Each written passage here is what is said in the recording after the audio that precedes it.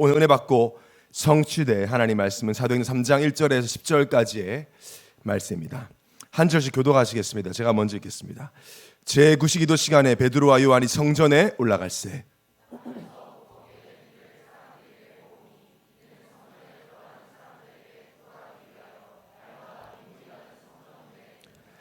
그가 베드로와 요한이 성전에 들어가려 함을 보고 구걸하거늘 그가 그들에게서 무엇을 얻을까 하여 바라보거늘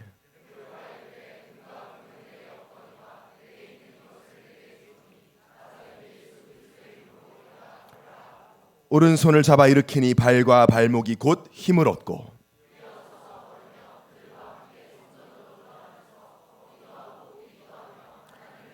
두절하셨습니다. 모든 백성이 그 걷는 것과 하나님을 찬송함을 보고 그가 본래 성전 미문에 앉아 구걸하던 사람인 줄 알고 그에게 일어난 일로 인하여 심히 놀랍게 여기며 놀라니라. 아멘. 우리 신앙 고백하겠습니다. 주는 그리스도시요 살아계신 하나님의 아들이십니다. 아멘. 우리 옆에 있는 성도님들 이렇게 인사하겠습니다. 당신은 복음과 교회의 참 일꾼입니다. 우리가 한 해 하나님이 주시는 응답을 받기 위해서는 두 가지 정체성 기억해야 합니다. 우리는 복음의 참 일꾼이요 교회의 참 일꾼입니다. 복음과 교회는 떨어질 수가 없습니다. 결국 세계복음화는 복음을 가지고 복음을 증거하는 교회를 통해서 되어지기 때문에 그렇습니다. 그것이 성경적 전도 방법입니다. 그리고 수요예배 오시는 분들이 너무나 중요합니다. 주중에도 언약을 기억하고 기도로 교회를 파수하는 파수꾼들에게 하나님께서 이 시대를 살릴 은혜를 주실 것을 믿습니다. 오늘 딱 1월 15일입니다. 딱 절반이 되었습니다. 벌써 믿음의 눈으로 갈렙과 같은 하루를 살고 계십니까? 계십니까? 안 계시다면 다시 시작하면 됩니다. 15일 그쯤이야 리허설로 여기고 다시 시작하면 되는데 그 땅을 우리에게 주시리라. 예언의 모든 성도님들 아마 이 언약을 붙잡고 1월을 살아가고 계시겠죠. 젖과 꿀이 흐르는 약속의 땅 가나안. 자, 이 가나안 땅이 도대체 나와 무슨 상관이 있는지가 중요합니다. 지리학적으로 가나안 땅은 그렇게 좋은 땅은 아니었습니다. 목축업을 하기에는 괜찮은 환경이었다고 하더라도 지금 이스라엘 보시면 알지만 지금 이스라엘 땅이 당시에 가나안 영토인데요. 환경적으로 그렇게 척박한 땅이었어요. 근데 어째서 하나님께서 젖과 꿀이 흐르는 땅이라고 하셨을까? 가나안 땅에 또 가나안 땅을 들어가는 그 여정에 의지할 곳이 없고 나를 지키고 보호할 만한 환경이 아니기 때문에 오직 하나님만 의지하는 것, 하나님만 바라보는 그 삶이 젖과 꿀이 흐르는 삶입니다. 우리가 믿음의 눈이라고 말하면 자꾸 헷갈려 해요. 단순히 하면 된다, 할 수 있다라는 긍정적 사고방식을 성경은 말하고 있지 않습니다. 그런 건 세상의 성공자들이나 불신자들 가운데서도 그런 말을 하는 사람들 많이 있습니다. 서점에 있는 자기개발서에도 그런 식의 믿음은 다 말하고 있습니다.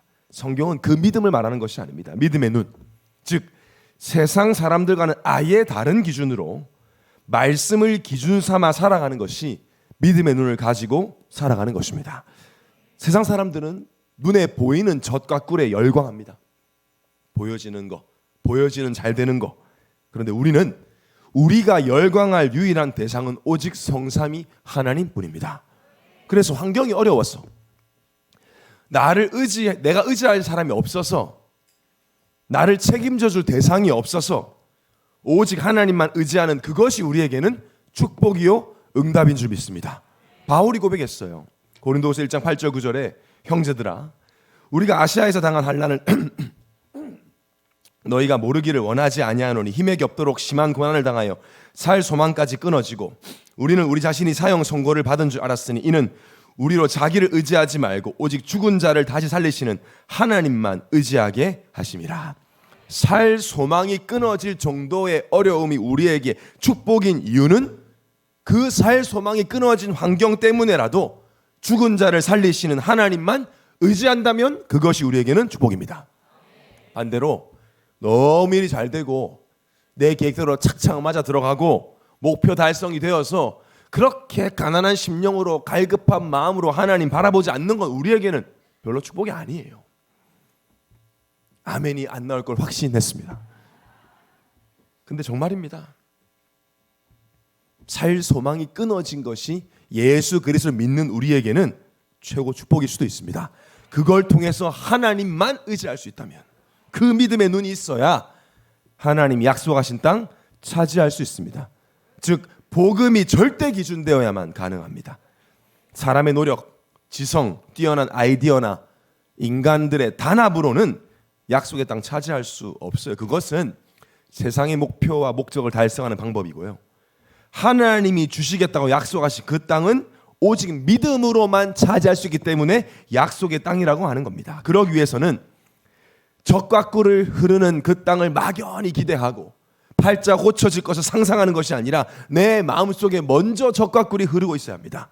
내 마음에 흐르고 있는 적과 꿀이 결국 나의 믿음의 눈을 뜨게 하는 것입니다. 이게 무슨 말이냐? 성경 전체는 그리스도를 말하고 있습니다. 메시아적 관점, 구속사적 관점으로 성경을 보면 적과 꿀은 결국 하나님의 말씀이에요.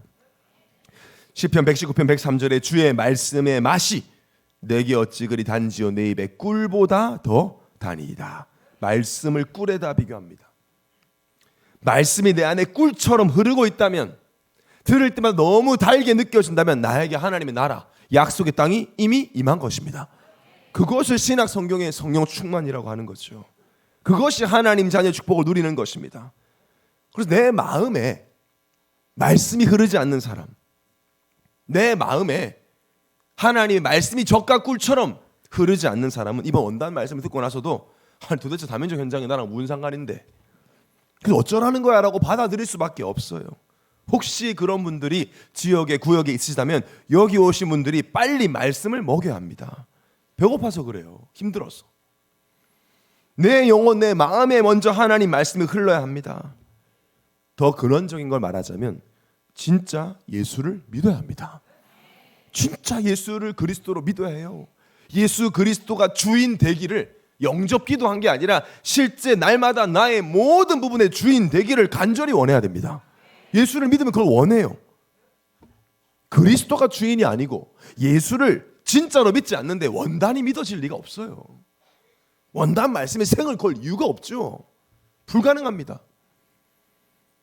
보면 보입니다. 주위를 보면 안 믿는 분들, 교회를 다니면서 예수를 안 믿어요. 목사님 그렇게 단언을 하시면 어떡하냐 물어보시는데, 교회를 다니면서도 막 불안하다, 매일 늘 염려하고 늘 남의 이야기한다. 안 믿는 거예요. 믿으면 맡깁니다. 맡겼으면 염려 안 합니다. 오히려 맡길 수 있음에 그저 감사하게 되어 있어요. 원단 말씀 이전에 예수부터 믿어야 합니다. 여러분 도와주셔야 돼요. 하나님의 말씀, 이 기본 메시지부터 나의 말씀으로 듣도록 도와주셔야 돼요. 1:1 말씀 운동을 통해 전달되어야 합니다.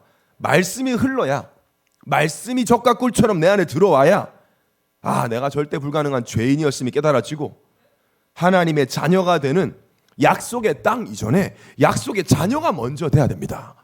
약속의 자녀가 약속의 땅에 들어가는 거예요. 약속의 자녀가 아닌데, 예수를 그리스도로 믿지 않는데 말씀을 통해 내가 약속의 땅에 들어가려면 약속의 자녀가 되어야 되는구나. 그 유일한 길이 예수 그리스도뿐임을 깨달아야 합니다. 그때부터 이제 말씀이 적과 꿀이 되어서 내 안에 흐르고, 그때부터 누가 푸시하거나 강요하지 않아도 하나님의 소원이 영혼 구원과 전도 선교를 위해서 살아가게 됩니다. 반대로 말씀이 없으면 어떻게 됩니까? 내 마음에, 내 영혼에, 내 심령에 적과 꿀이 흐르지 않으면 어떻게 됩니까? 예레미야 애가 4장 4절에 젖먹이가 목말라서 혁의 입천장에 붙으며 어린 아이들이 떡을 구하나 떼어줄 사람이 없도다. 젖과 꿀이 흐르지 않으니까, 젖먹이가 젖을 못 먹으니까 혀가 입천장에 붙어버린 고통과 절망, 그거 힘들죠. 힘드니까 교회 와도 불신앙할 수밖에 없어요. 사람 이야기 할 수밖에 없어요. 하나님 말씀보다 하나님 말씀을 못 들으니까 사람 말이라 들어야 될 수밖에 없죠. 목 마르니까 이것이 생수인지 독이 들었는지 구중물인지 일단 마실 수밖에 없는 거죠. 목 마르니까. 요즘 보니까 사람들이 진짜 짜증이 많아졌어요. 식당 같은 데 가면 한 번씩 막 눈치 보여요. 종업원이 조금 늦게 가더니 막 화내고 막 큰 소리 내고. 저는 주로 이렇게 막 걸어 다니거나 아니면 차를 운전해 다니니까 대중교통 탈 일이 잘 없는데요. 청년들이 알려줘요. 목사님 요새 지하철이나 버스를 딱 타면요, 딱 봐도 너무 시달리는 사람, 조심한대요. 분노에 가득 찬 사람이 너무나 많다는 거예요. 왜 그럴까요? 그렇게 살고 싶은 사람은 없습니다. 2025년 나는 분노를 조절하지 않겠다, 이런 사람 없어요. 왜 그러냐? 힘드니까 그렇죠. 목이 마른데 마실 것이 없으니까. 혀가 입천장에 붙어있는 영적 상태리가 건들면 폭발하죠. 불안하니까 내가 줄 수 있는 것이 있다면 집착하죠. 제가 강박증에 관한 책을 요즘 보고 있는데, 강박증의 원인은 불안을 해결하고 싶은 마음에서 시작이 된대요. 그렇죠. 모든 사람 불안을 해결하고 싶으니까, 불안함을 해결하고 싶으니까 무언가에 막 강박적으로 집착을 하는데, 그게 마음대로 안 되니까 더 집착하고 더 집착하다 결국에 분열이 되는. 그러니까 병뚜껑이 안 닫히는 상태래요. 그럼 병뚜껑이 안 닫히는데 음료수를 들고 다니면 어떻게 돼요? 흘러요. 끈적끈적해져요. 짜증나요. 힘들어요. 불편해요. 냄새나요. 그렇게 산다. 그게 강박증이다. 마음대로 안 되죠. 불안한데 그 불안을 내 마음대로 조절이 안 돼요. 그 자체가 너무나 힘든 감정입니다. 근데 사람들은 또 그 원인을 눈에 보이는 것을 통해 찾으려고 해요. 남편이, 아내가, 자식들이 내 마음 힘들게 해서, 혹은 지금 상황이, 환경이 나빠져서. 아닙니다. 온단 말씀에 분명히 답을 주고 있는 거예요. 너의 마음에 말씀이 없다. 적과 꿀이 흐르지 않은 지가 오래되었다. 그러니까 갈라지고 척박한 땅이 되어버렸습니다. 그 갈라진 땅에는, 으스러진 흙바닥에다가는 내 인생을 제대로 세울 수가 없으니까 다 무너지는 것이죠. 우리의 인생, 우리 후대의 인생을 어떻게 말씀 없이 세울 수 있겠습니까? 지금 현장이 그렇습니다. 오늘 말씀과도 연결이 됩니다. 오늘 제목이 좀 생소할 수 있습니다. 뷰티풀 게이트. 이게 무슨 말이냐? 말 그대로 아름다운 문이라는 뜻입니다. 오늘 성경 본문에 나오는 미문, 아름다울 미자의 문, 그 뷰티풀 게이트. 실제 영어 성경에 뷰티풀 게이트라고 되어 있습니다. 아름다운 문이라고 불리는 예루살렘 성전에 올라가는 길에 있었던 그 미문이 영어로 뷰티풀 게이트인데요. 아름다운 문. 실제 아름다웠느냐? 여러분 한번 보세요. 아름다웠는지 보여주세요. 뭐 그냥 지금 보면 그런데 2000년 전에는 저게 아마 좀 아름다워 보였는지도 모르겠어요. 근데 일단은 뭐 이름은 뷰티풀 게이트였습니다. 우리가 그동안 이 안진뱅이가 일어난 이 사건에 대해서 많이 들었고, 심지어 아까 찬양도 불렀는데, 이 안진뱅이가 일어난 사건은 단순히 안진뱅이 일어난 사건이 아니라 우리의 인생을 담고 있는 메시지입니다. 현장의 상태를 보여주고 있는 현장 살릴 메시지가 담겨 있습니다. 오늘 말씀을 통해 영적인 안진뱅이를 일으킬 수 있는 영적 상태가 회복되는 중요한 날 되시기를 예수님을 축원합니다. 첫 번째로 미문 앞 안진뱅이입니다. 1절을 다시 보겠습니다. 제9시기도 시간에 베드로와 요한이 성전에 올라갈새 나면서 못 걷게 된 이를 사람들이 메고 오니 이는 성전에 들어가는 사람들에게 구걸하기 위하여 날마다 미문이라는 성전문에 두는 자라. 그가 베드로와 요한이 성전에 들어가려 함을 보고 구걸하거늘 베드로가 요한과 더불어 주모하가 이르되 우리를 보라 하니 그가 그들에게서 무엇을 얻을까 하여 바라보거늘. 아름다운 문 앞에 많은 사람들이 왔다 갔다 합니다. 그 길은 성전으로 올라가는 길이어서 하나님 믿는 많은 사람들이 왔다 갔다 하는 길입니다. 아름다운 문 앞에 안진뱅이가 앉아 있습니다. 이게 무슨 이야기죠? 현장 이야기입니다. 지금 우리가 살아가고 있는, 오늘도 우리가 살고 온 그 현장 이야기입니다. 우리 집 이야기고, 우리 회사 이야기고, 우리 지역 이야기예요. 겉으로 볼 때는 화려해요. 겉으로 볼 때는 아름다워요. 뷰티풀. 아름다워요. 교회도 다니고 예배도 드리고, 그런 현장엔 그 아름다운 현장엔 안진뱅이가 앉아 있어요. 지금의 모습입니다. 그냥 보면 모릅니다. 아름다워 보입니다. 좋아 보입니다. 사람들끼리 그냥 오랜만에 만나서 이야기하면 뭐 그냥 아무 얘기나 하잖아요. 얼굴 좋아졌네, 뭐 더 젊어진 것 같네, 아들이 이번에 좋은데 취직했다면서, 딸이 좋은데 시집 갔다면서, 보이는 것만 가지고 막 그냥 별 의미 없는 이야기를 하잖아요. 아름다워 보이고 문제 없어 보이는데 실상은 안진뱅이. 은과 금을 계속 원해요. 계속 모자라, 계속 부족해. 그러니까 불안해, 또 염려해. 은과 금 아무리 모아도 일어날 수 없는데, 여전히 내가 안진뱅이라는 사실은 변함이 없는데, 알면서도 뭐 어쩔 수 없이 은과 금을 위해서, 지금 이 시대의 은과 금이 뭐죠? 내가 원하는 대로 되는 것, 내 계획대로 되는 것, 내 목표한 것을 이루는 것, 뭐 욕심 안 부리고 최소 내 체면 칠회 정도 할 수 있는 것, 적당히 성공하고 인정받는 것, 그것이 이 시대의 은과 금이에요. 당시에 안진뱅이가 은과 금이 부족해서 불행하다고 느꼈듯, 지금 사람들은 이게 안 돼서 불행한 줄 알아요. 은과 금이 없어서 힘든 줄 알고 있습니다. 그래서 2025년 새해도 또 힘차게 미문 앞으로 기어가서 은과 금을 구하고 있는 모습, 우리 현장의 모습입니다. 나름대로 은과 금을 꽤 많이 모은 부모는 자식까지 데려와서 여기가 터가 좋으니까 여기서 은과 금을 구하라고 가르칩니다. 그게 우리 사는 모습입니다. 그렇게 수천 년간 살아왔습니다. 그래서 어떻게 되었습니까? 지금이 되었습니다. 은과 금 많아졌죠. 은과 금 모은 사람도 많고 성공한 사람도 많고 더 뷰티풀해졌습니다. 겉으로 볼 때 더 아름다워졌습니다. 더 화려해졌습니다. 근데 안진뱅이가 더 많아졌습니다. 죄인은 무조건 나 중심으로 살 수밖에 없습니다. 다른 선택지가 없죠. 연필을 계속 깎으면 날카로워집니다. 계속 깎으면. 그러다 몽당 연필이 되어서 버려지듯이 계속 나 중심을 더 나 중심으로 깎아내립니다. 더 내가 원하는 걸 하기 위해서 계속 깎습니다. 그래서 나이가 들수록 더 예민하고 더 날카로워 더 고집스러워집니다. 그러다 인생이 몽당 연필 돼서 버려지는 게 죄인들의 갈 수밖에 없는 여정이에요. 극단적 나 중심 속에 극단적 물질을 추구하면서 극단적으로 내가 원하는 성공의 바벨탑을 쌓아가다가 결국 다 무너져서 세월이 흐를수록 성경이 말하는 원래 모습과는 멀어지는 현장이 바로 오늘 본문이 말하고 있는 현장 이야기예요. 그래서 오늘 본문을 통해서 성경 전체가 말하고 있는 구원의 길, 십자가의 도를 우리가 볼 수 있습니다.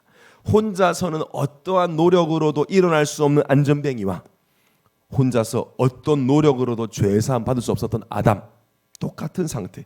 그 안진뱅이, 그 아담 누굽니까? 나예요. 우리입니다. 여러분, 언제 우리가 복음으로 완전 결론 날까요? 언제 진짜 갈라디아서 2장 20절이 될까요? 성경이 나의 이야기로 들려질 때입니다.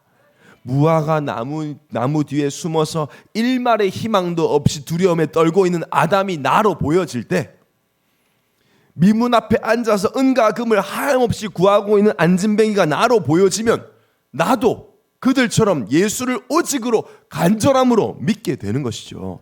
하나님 말씀을 내가 도무지 반박할 수 없을 만큼 인정되고 나의 이야기로 들려지고 믿어지면 끝이에요. 반대로 성경을 많이 읽고 많이 들어도 남의 이야기, 이스라엘 이야기, 그냥 성경 이야기로 보여지고 들려지면 영적으로 그냥 어린아이처럼 살 수밖에 없어요. 저도 많이 봤어요. 평생 교회를 다니다 보니까 평생 예수 믿고 평생 교회 다니면서 20년 전에 기분 나빴던 일 지금도 기분 나빠해요. 30년 전에 불쾌했던 거 지금도 불쾌해요. 하나님 찬양하라고 준 목소리의 입술로 또 남의 이야기, 또 사람 이야기 옮겨요. 20년째, 30년째. 말씀이 나의 이야기로 안 들리니까요. 결론이 안 나요. 계속. 정말 반대로 하나님께 쓰임받고 겸손히 감사와 기쁨 속에 교회를 섬기는 분들의 특징은 전부 강단 말씀이 나의 이야기로 들려요. 저는 사실 이 본문의 이 말씀을 통해 저는 인생에 답을 얻었어요. 결론이 나버렸어요. 어릴 때부터 수도 없이 들었던 이 안진뱅이 이야기, 아까 불렀던 우리 찬양 있잖아요. 그는 뛰어내고, 저 어릴 때부터 불렀던 그 이야기가 어느 날 나로 딱 보여져요. 저 나잖아. 한 번도 그렇게 보여준 적이 없는데 어느 날 하나님 은혜로 교회를 늘 집처럼 왔다 갔다. 저는 정말 어릴 때 이 예원교회 강서로교회 살았어요. 어릴 때 저는 제가 오늘 예배 이렇게 올라오면서 생각해봤어요. 제가 평생 저는 예배 때 한 번도 늦어본 적이 없습니다. 그래서 늦게 오시는 성도님들 되게 존경하거든요. 쉽지 않은 얘기예요. 한 번 늦게 헐레벌떡 예배를 드려본 적이 없어요. 어릴 때 좀 뭐 율법적으로 혼나기도 많이 했고 그래서 주일날 예배 빠져본 적 단 한 번도 없어요. 그게 근데 뭐 자랑할 것도 아니라고 느꼈는데 당연하게 그렇게 살았어요. 그러니까 안진뱅이 이야기 어릴 때 많이 들었어요. 연극도 하고 뭐 노래도 부르고 늘 교회 늘 다니니까 늘 교회 다니는 사람들 만나고. 그런데 어느 날 보여지는 거죠. 구원의 감사 감격보다는 은과 금을 구하고 있는 안진뱅이. 현장에는 진짜 안진뱅이들이 가득해서 내가 그들을 살려야 되는데 관심 없고, 내가 성전에 올라가는 이유도, 기도하는 이유도 은과 금을 더 받기 위해서. 저게 나구나. 사람에게만 구하지 않았지, 구걸하지 않았지, 하나님께 구걸하고 있는 거 똑같구나. 어느 날 아담이 또 나로 보이는 거예요. 죄인된 아담, 하나님을 떠난 아담, 스스로를 절대 제사함받고 하나님 만날 수 없는 아담, 영이 죽어서 육을 위해 살아가는 아담, 스스로 미문 앞에 올 수 없는 안진뱅이와 스스로 구원할 수 없는 아담과 스스로 하나님 만날 수 없는 내가 같은 사람으로 보이는 거죠. 근데 저만 그렇습니까? 우리만 그렇습니까? 로마 3장 23절에 모든 사람이 죄를 범하였다. 모든 사람이 아담이다. 모든 사람이 안진뱅이다. 하나님의 영광에 이를 수 없다. 그 안진뱅이를 일으키는 유일한 답이 예수 그리스도입니다. 그 그리스도를 우리에게 주셔서 생명으로 지금 함께 하셔서 하나님은 전 세계 모든 영적인 안진뱅이들을 우리를 통해 일으키기를 원하십니다. 그래서 우리 교회를, 우리나라를 이렇게 축복하셨고, 우리나라에 250만 명의 다민족들이 살고 있고, 저희 청년의 말에도 37개국에서 온 다민족들이 연결이 돼 있어요. 왜 왔을까요? 다민족들이 우리나라에. 한국에 있는 미문 앞에 앉아있으려고 옵니다. 똑같아요. 여러분, 다민족도 그냥 보면 안 돼요. 왜 여기까지 왔을까? 이번에도 교육자 수련회를 다녀왔는데요. 지난주 월, 화, 수 다녀왔습니다. 속초로 다녀왔어요. 별 기대를 안 했어요. 속초. 와, 속초 간다. 이건 아니잖아요. 그냥 속초니까. 많이 가보기도 했고, 속초에 무슨 선한 것이 있겠느냐 하면서 속초를 기대를 안 해요. 죄송합니다. 속초가 고향이신 분들은. 전용수 목사님께 미리 사과를 좀 드리고. 기대 안 했어요. 바쁜데 뭐 가야 되나 싶기도 하고. 서울도 추웠어요. 지난주에. 속초 더 추워. 바닷바람까지 불어 막 영하 15도 추워. 숙소도 너무 감사하게 산에 잡아주셔서 진짜 추웠어요. 가는데 이제 뭐 둘째 날 전통시장에 갔는데 그 속초의 명물 있지 않습니까? 만석 닭강정이라고. 와, 속초에 선한 것이 있더라고요. 보니까. 와, 지금까지 먹어본 닭강정 제일 맛있었어. 얼마나 맛있는지. 제가 분명히 1월 1일부터 밀가루를 끊고 다이어트 시작했는데 5일 만에 무너졌습니다. 다 사라집니다. 말씀 빼고는 다 무너져요. 얼마나 맛있는지. 시장이 진짜 맛이가 이 시장 때문이라도 와볼만 하다 생각할 정도로 맛있는 게 많았는데, 더 신기했던 건요, 저같이 이제 우리 교육자들처럼 막 가서 그 음식이 신기해가지고 오징어 순대 사진 찍고 닭강 사진 찍는 사람들 한국 사람이고, 판매하는 사람들 전부 외국 사람이에요. 다민족들. 네팔, 스리랑카, 파키스탄에서 와가지고 시장에 전부 다 이거 맛있어요? 방금 나왔어요? 막 이래요. 전부 다. 햄버거집 같아. 햄버거도 네팔 사람이 굽고 있네. 네팔은 소고기도 먹지도 않으면서요. 그러니까 저희 훌리아나 전도사님이 다민족이니까 가가지고 물어보는 거예요. 왜 왔냐 물어봤나 봐요. 그러니까 젊은 청년들, 대학생들은 속초 이제 지방에 없으니까 다 서울 수도권에 와 있으니까 젊은 이 다민족 청년들이 다 지방에 있는 거죠. 왜 왔을까요, 그분들이? 은과 금 때문에 왔죠. 돈 벌려고. 한국 좋아서, K-팝 좋아서, K-드라마 좋아서. 한국 남자들은 전부 다 공유같이 생긴 줄 알고 속아서 왔어요. 아름다운 한국의 미문에 앉으면 영적 문제가 치유되겠습니까? 네팔과 스리랑카에 있었던 가문의 저주가 한국 오면 끊어지겠습니까? 절대 안 끊어지죠. 지난주 청년 예배 때 저희는 그 줄리엔이라는 프랑스에서 온 청년을 프랑스로 다시 파송했습니다. 프랑스 군인 출신이었는데 이 친구가 실제 뭐 노르웨이인가 덴마크 가서 파병 가서 전쟁하다가 자기 소대가 자기 빼고 다 죽었어요. 자기 눈앞에 자기 동료들이 사살당하는 거 눈으로 다 본 거죠. 열 몇 명이 다 죽어서 본인만 살았어요. 그 트라우마에 견디지를 못하는 거예요. 그렇게 뭐 의가사 제대하듯이 제대하고 난데 잠을 못 자. 귀신 소리 들려. 죽어라, 죽어라. 그래서 도저히 살 수가 없는 거죠. 그래서 매일 술을 먹지 않으면 몇 병씩 먹고 취해서 잠을 자야 되는데. 근데 어느 날 그냥 프랑스에서 가장 먼 데로 가면 좀 귀신이 안 오지 않을까. 이 귀신이 여기까지 못 오지 않을까.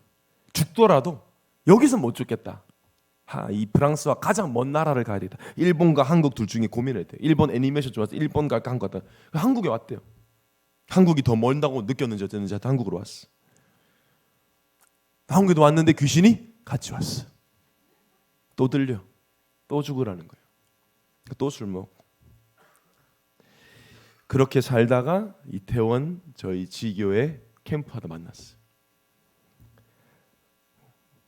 성령의 역사인지 반쯤 술 취한 역사인지 모르겠지만 들어왔어요. 복음 듣고 뭐 처음에는 뭐 아예 뭐 뒤에 앉아가 모자를 거의 코까지 눌러 쓰고요. 술 냄새 너무 많이 나니까. 그렇게 복음을 듣고 또 듣고 또 듣고. 그래서 어느 날 조금씩 들어요. 맨 뒤에 있다가 조금씩 앞으로 와요. 제가 그 친구 볼 때마다 단 한 번도 술 끊으란 말 안 했습니다. 모자 벗어 이런 말 안 했습니다. 어디 목사님 앞에 모자를 쓰나 이런 거 안 했습니다. 복음만 계속 심었어요. 그럴 수밖에 없는 영적 상태.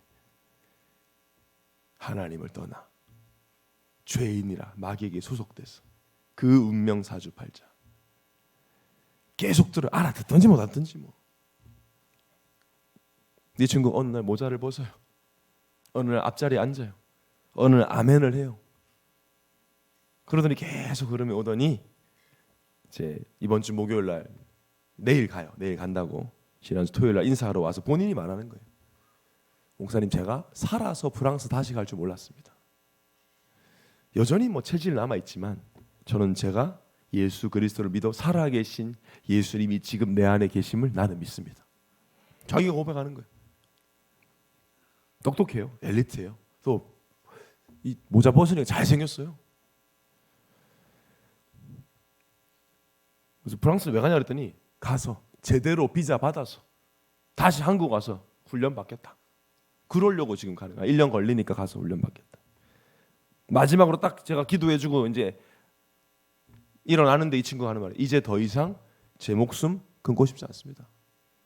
나 같은 사람 찾아서 도와주고 싶습니다. 그래서 오늘 우리의 눈이 바뀌어야 합니다. 현장에 누가 필요합니까? 하나님의 진정한 관심은 어디에 있습니까? 두 번째로 현장에 필요한 사람입니다. 6절부터 다시 보겠습니다. 베드로가 이르되 은과 금은 내게 없거니와 내게 있는 이것을 내게 주노니 나사렛 예수 그리스도의 이름으로 일어나 걸으라 하고 오른손을 잡아 일으키니 발과 발목이 곧 힘을 얻고 뛰어서서 걸으며 그들과 함께 성전으로 들어가면서 걷기도 하고 뛰기도 하고 하나님을 찬송하니 모든 백성이 그 걷는 것과 하나님을 찬송함을 보고 그가 본래 성전 미문에 앉아 구걸하던 사람인 줄 알고 그에게 일어난 일로 인하여 심히 놀랍게 여기며 놀라니라. 안지메가 어떻게 일어났습니까? 재활을 했습니까? 행위를 바꿨습니까? 자리터를 옮겼습니까? 아닙니다. 나사렛 예수 그리스도 이름으로 구원받았습니다. 우리는 어떻게 구원받았습니까? 어떻게 일어나 하나님 품에 안기게 되었습니까? 어떻게 성삼위 하나님과 함께 날마다 동행하게 되었습니까? 어떻게 죄인이었던 우리가 거룩하고 흠이 없게 되었습니까? 나사렛 예수 그리스도를 믿음으로. 똑같습니다. 그때 안지명이 일으킨 그리스도가 지금 나를 구원한 그리스도입니다. 살아계신 예수 그리스도. 성경 전체의 핵심이 이 사건 속에 다 들어있습니다. 어떤 노력으로도 안지명에는 일어날 수가 없었습니다. 더 착하게 살고 더 바르게 살고 더 양심적이고 범법 행위를 하지 않아도 세상에서는 상을 받고 존경을 받을지라도 일어날 수는 없어요. 마찬가지 우리는 절대 우리 스스로 구원받을 수 없습니다. 어떤 행위를 한다 안 한다 해서 우리의 제사함과는 아무 상관이 없습니다. 오직 예수 그리스도를 믿음으로만 구원받습니다. 자, 그렇다면 현장에 누가 필요합니까? 미문으로 누가 가야 합니까? 누가 캠프하러 가야 됩니까? 훌륭하고 착한 사람이 아닙니다. 능력 있는 경제인도 실력 있는 의료인이 아닙니다. 예수를 그리스도라 말해줄 수 있는 사람이 미문 앞으로 가야 합니다. 말해줘야 합니다. 예수만이 그리스도라고. 당신의 운명 발자, 영원한 신분을 바꾸고 영적인 현 주소를 바꾸실 분은 여자의 후손이신, 만왕의 왕이신, 참된 제사장이신, 참된 선지자이신 그리스도 예수밖에 없다고 말할 사람이 현장에 필요합니다. 하나님의 관심은 당연히 그 현장에 있습니다. 미문 앞에 있습니다. 제가 이 비유를 한 번씩 들거든요. 아들이 3명이 있다. 근데 셋째 아들이 까불다가 강에 빠졌어. 수영을 못해. 막 허우적거려. 그랬더니 막 첫째 아들은 막 놀래가지고 옆에 있는 스티로폼 같은 걸 들고 뛰어 들어가서 셋째 아들을 막 구하려고 그래요. 자기도 수영 못하면서 뛰어 들어갔어요. 둘째 아들은 아직 철이 없어가지고 그 상황을 몰라가지고 아빠 다리 붙잡고 아빠 장난감 다 달고 쪼르고 있어. 셋째는 물에 빠졌고 첫째는 구하러 갔고 둘째는 아빠 가랑이 붙잡고 있으면 아버지는 셋 다 사랑하지만 아버지의 관심은 어디 있냐? 빠져주고 가는 셋째와 뛰어 들어간 첫째한테 있어요. 모든 걸 줄 수 있다면 첫째에게 다 주게 돼 있어요. 다 사랑합니다. 예수 믿으면 하나님은 자녀인데, 그러나 하나님의 관심은 어디 있느냐? 하나님이 누구에게 역사하느냐? 하나님의 관심은 죽어가는 현장에 있습니다. 그리고 그 현장에 하나님의 심장 가지고 들어가는 그 사람에게 하나님은 성령의 역사를 하시는 겁니다. 언제 하나님의 관심이 나의 관심이 됩니까? 안다고 될까요? 예수가 그리스도래. 다 알아요, 우리가 다. 근데 아는 것과 말해지는 건 다릅니다. 문자적으로 예수가 그리스도라고 안다고 해서 말할 수 있는 것은 아닙니다. 예수를 그리스도로 말해지는 영적인 상태가 먼저 되어야 합니다. 베드로와 요한, 예수님 십자가 지실 때도, 예수님이 끌려가실 때도 예수님이 그리스도인 건 알고는 있었어요. 그런데도 저주하고 배신하고 예수님 팔았어요. 도망갔어요. 그런데 십자가 죽음과 부활, 그리고 40일간의 집중의 하나님 나라의 시간을 통해 성령 충 받고 나서는, 완전히 결론 나고 나서는 다른 영적 상태였어요. 오늘 이 사건도 그냥 지나가는 길이 아니었습니다. 제9시기도 시간에 기도하러 성전에 올라가는 중이었습니다. 무엇을 위한 기도였을까요? 은과 금을 구하러 하는 기도였을까요? 분명히 하나님 말씀을, 예수님 말씀 붙잡고 땅 끝까지 증인이 되도록 기도하러 가는 중이었습니다. 예루살렘, 온 유대, 사마리아 땅 끝까지 복음 증거되기를 매일 기도하고 있었을 것입니다. 그래서 말씀 붙잡고 기도하는 것은요, 하나님의 심장을 붙잡고 기도하는 것입니다. 그때 영적 상태가 바뀌어져요. 아는 것에서 말할 수밖에 없는 영적 상태로 바뀌어집니다. 그래서 우리가 하나님 앞에 진정으로 예배드릴 때, 진정으로 예배드린다는 말은 예배 때마다 나는 죽고 그리스도가 사는 십자가 사건이 일어나는 것을 말하죠. 메시지만 듣고 참고하고 정리하는 것이 아니라 안진뱅이였던 나를 일으키시고 품에 안으신 예수님이 나의 모든 것이 되는 것이 참된 예배입니다. 이때 영적 상태가 뒤바뀌어지는 거예요. 오늘 그런 예배가 되길 바랍니다.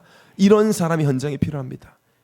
영적 상태가 바뀐 사람은 그때부터 여러 가지가 바뀌지만 그 중에 가장 먼저 바뀌는 것이 눈이에요. 내가 안진뱅이고, 나를 보는 눈부터 바뀌죠. 내가 안진뱅이였구나. 그리고 현장을 보는 눈이 바뀝니다. 내가 있는 현장이 미문, 뷰티풀 게이트였구나. 아름다고 화려한 뷰티풀 게이트이지만 영적 실상은 안진뱅이가 가득하구나. 지금도 그냥 여의도 광화문 가보면요, 뭐 사원증 달고 점심시간에 커피 들고 다니니까 문제 없어 보여요. 그러나 사실 영적인 눈을 뜨고 보면 가문 가정으로 통해 흘러내려온 영적인 대물림과 하나님을 떠나서 올 수밖에 없는 영적 문제와 상처를 가지고 고통받는 안진뱅이로 우리는 보여줘야 합니다. 그것이 현장 전도 제자가 가질 눈입니다. 그래서 그게 보이면 그 제자 비로소 알죠. 그래서 하나님이 나를, 안진뱅이였던 나를 일으키셔서 죽기 전에 예수 믿게 안 하시고 지금 나에게 복음 주셔서 일으키셔서 이 현장으로 보내셨구나. 이 사람 만난 이유가 예수가 그리스도심을 전하라고 주신 만남이구나. 이 사람 뒤에도 엄청난 안진뱅이들과 연결된 문이 많구나. 과거의 상처, 어려움은 현장에 상처 입은 수많은 나와 같은 안진뱅이들과 공감하고 살리라고 주신 미션이구나. 그래서 어릴 때부터 이 전문성과 이 업을 준비하게 하셨구나. 이 지역을 살리라고 나에게 주신 응답이구나. 이렇게 보여져요. 그때부터 이제 이 복음을 전하기 위해서 뭐 잘해주기도 하고 배려하기도 하고, 설사 그 사람이 복음 듣고 영접 안 해도 그 사람 뒤에 있는 문을 보면서 좋은 관계를 맺어 나가죠. 이미 나의 영적 상태가 하나님 원하시는 세계 복음화를 원하는 상태가 되었기 때문에요, 하나님 역사하실 수밖에 없죠. 실제 안진뱅이도 일어난 이후에 뛰어다니며 하나님을 찬양했지만 안진뱅이 일으켰다는 이유로 종교 재판을 받게 되면서 더 많은 문이 열렸어요. 그 재판 때 선포된 말씀이 사도행전 4장 12절이요. 시대적인 메시지죠.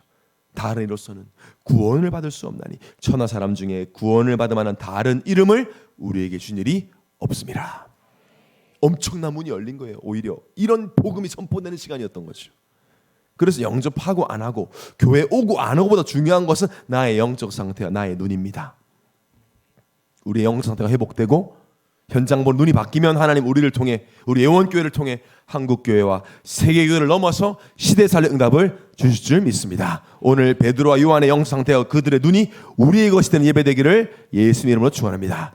결론입니다. 요한복음은 이제 사도 요한이 기록을 했는데요. 사도 요한의 제자 중에 폴리캅이라는 사람이 있었습니다. 폴리캅이 이제 사도 요한을 이어서 복음을 증거하고 있을 당시에는 로마의 핍박이 최고조에 달해 있을 때였습니다. 그때 당시에 로마 군인들이 이 폴리캅을 체포합니다. 이유는 하나죠. 로마 황제가 유일한 신인데 이 폴리캅은 예수 그리스도를 왕으로 섬기니까 하나님을 신으로 믿으니까 로마 황제를 인정하지 않는다는 누명을 씌워서 폴리캅을 감옥에 집어넣고 신문을 합니다. 예수 그리스도를 저주하면 풀어주겠다. 그때 폴리캅이 너무나 당당하게 나를 구원하신 나의 왕이신 예수님을 내가 어떻게 저주할 수 있겠냐라는 말을 남기고 굶주린 짐승들에게 던져지는데 이상하게 짐승들이 해치질 않는 거죠. 그래서 화형을 시키려고 장작에 불을 붙이는데 불이 붙지 않는 겁니다. 그래서 군인들 여러 명이 칼로 찔러 그렇게 순교를 했고 그런 많은 순교자들의 피로 초대교회는 복음을 지켰습니다. 그런 핍박 속에서 복음이 계속 확산되어서 313년에 로마가 기독교를 종교로 인정을 해요. 그전에 종교를 인정을 안 했어요. 종교를 인정 안 할 때는 뭐 그냥 죽이고 무조건 가두고 교회 건물 다 뺏어갖고 재산을 뺏고 했다면 인정하는 순간 박해를 하지 않고 건물 돌려주고 세금을 면해주는 그야말로 핍박 시대는 끝이 난 거죠. 그리고 불과 77년 이후에 주 380년에 로마 제국 황제 테오도시우스가 기독교를 이제 국교로 공표를 합니다. 국교가 된다는 것이 다른 종교보다 더 특권을 갖는 거죠. 얼마나 기뻤을까요? 드디어 이제 로마 복음화가 이루어진 것처럼 보였지만 사실 그때부터 교회가 무너지기 시작했습니다. 목회자가 국가 공무원이 되고 모든 공무원은 예배에 참석하니까 전도할 필요가 없어졌고 국가에서 다 지원해 주니까 헌금할 필요가 없어졌고 핍박이 없으니 훈련받을 필요가 없어졌습니다. 그래서 한 기독교 역사관 이렇게 말했습니다. 교회가 더 이상 전도할 필요가 없고 헌신과 헌금할 필요가 없고 영적 싸움을 위한 도전과 훈련을 멈출 때 교회는 몰락했다. 저는 교회사를 보면서 오늘 말씀을 준비하면서 하나님 확신 주셨습니다. 이런저런 많은 일들, 많은 소리들, 여러 가지 불확실한 상황이 우리에게 가난한 심령을 주고 지금이 우리가 영적인 훈련받기 최고의 좋은 시간표다. 여전히 약하고 무능하고 여전히 많은 소리가 들리고 있는 이때가 재앙막을 방주를 지을 최고의 시간표인 줄을 믿습니다. 지금이 영적인 안진뱅이들을 찾아가서 일으킬 최고의 시간표인 줄 믿습니다. 하나님의 애원교회를 새롭게 시작하신 것은 다른 것 때문이 아닙니다. 그리스도로 영적인 안진뱅이를 일으키라고. 지금까지 훈련 속에 있게 하신 건 다른 것이 아닙니다. 전혀 현장에 영적인 안진뱅이를 볼 눈이 없는 자들의 눈을 열어주라고. 수예배 오신 여러분들이 오늘 말씀을 나의 말씀으로 붙잡고 현장을 살리고 영적인 안진뱅이를 일으키고 볼 수 있는 영적 상태와 눈이 바뀌는 응답이 시작되기를 예수님 이름으로 축원합니다.